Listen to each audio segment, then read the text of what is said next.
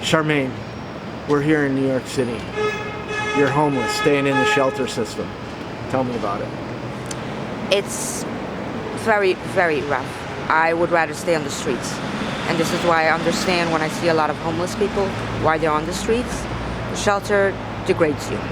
They treat you like you're nothing. And most of the people that work there have been there, and it makes no sense. They've got too much of everyone bunched up together. The shelter, for example, that I'm at right now, anywhere from 40 to 60 women a night. On cots?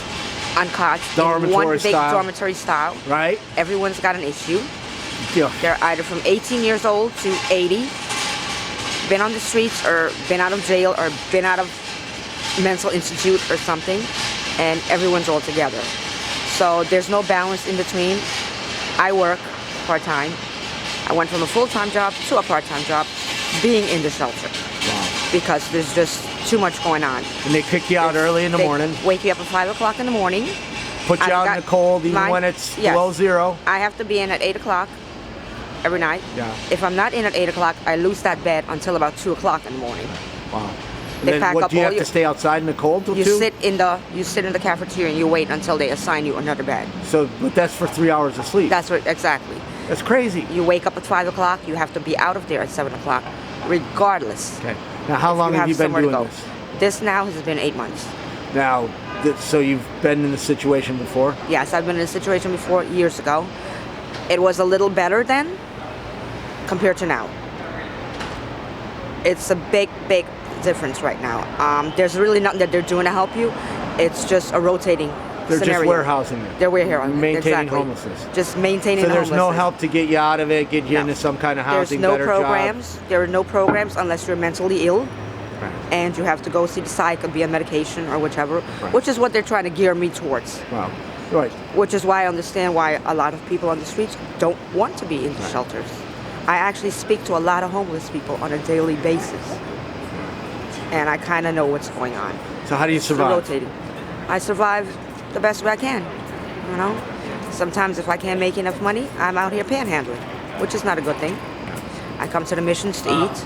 Okay, I'm actually out. Because you can't eat their food, it's horrible. And if you don't make it there in time to eat, you have nothing to eat. So we're here at the New York City Rescue Mission. How's the food? Be honest. Wonderful. Yeah, be honest. I am honest. Okay. It's wonderful. I They're am great honest. people. They are. It is wonderful. Yeah. I come here at least 4 times a week. Wow. I bounce sometimes between here and any other, churches nearby. Where they're open in the enough area for that I'm women. on. Yes, they are. Ah. And I cannot wait. Awesome. I'm hoping I wouldn't need it, but I will I'm come here hoping and with you. hope I have a night I can spend here. So, what do you think about the transition here from Bloomberg to the new mayor? Do you think it's going to have any impact? I don't think anything's going to change. Yeah, same thing. I do not think anything is going to change. I think it's going to either get worse or stay the same. When did you first become homeless? 2005. Now, were you out on the streets or you go right into the shelter? I went right into a shelter, and at that point they had a program that I was offered. It was called the Work Advantage, and that worked for 2.5 years, and that was cut off. And then you're on your own after that. Then I maintained. I was able to go and rent my own apartment, rent rooms here and there, but the price of things are going up. I rented the last room I had before I became homeless again. I was paying $800 for a single room that I was sharing in someone's It'd probably be hard to apartment. find now, too. And it's getting harder and harder. In any city anymore. Yes, it's crazy. getting harder and harder. What was your first night homeless like? An experience. I was on the E train because that's the train where they say a lot of homeless people stay in because it doesn't go on the outside. Right. It's a straight ride. You don't even have to get off the train. You go on that E train every night. There's at least 4 to 8 homeless people in each car. I know. They train it here to stay warm. Yes.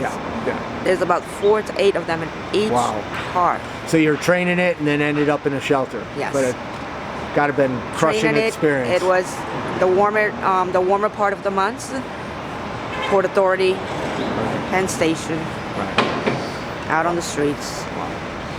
Okay, in your opinion, obviously You know something about homelessness in New York City. How do we help people? My opinion, what you need to do is not hold them back. Instead of saying, okay, we're going to help you to do this and do this and do this, actually do it. Don't just send them. What they do is they send you around pushing papers. It's like, go here to get this, you have to do this before you can get this, or do this before you do it. And you get nowhere. Actually do something. Instead of paying that $3,000 or whatever it is that they pay for that one person to stay in that shelter, help them. Yeah, you mean the money that the shelter's getting. Give them a program. Yeah, got it. There are no programs anymore to help anybody, especially working women. Wow. Nothing. You've either got to have 4 to 6 kids, be in a domestic violence issue, or have a really bad mental issue in order to get permanent housing. Gotcha. If you had 3 wishes, what would they be? 1, to have my own place, be able to maintain my life properly. I'm not asking for $1 million. I'd like a raise. That would help. Right. And just to have happiness and be with my family. Well, thank you very much for talking to me. It was an honor to meet you. You're welcome.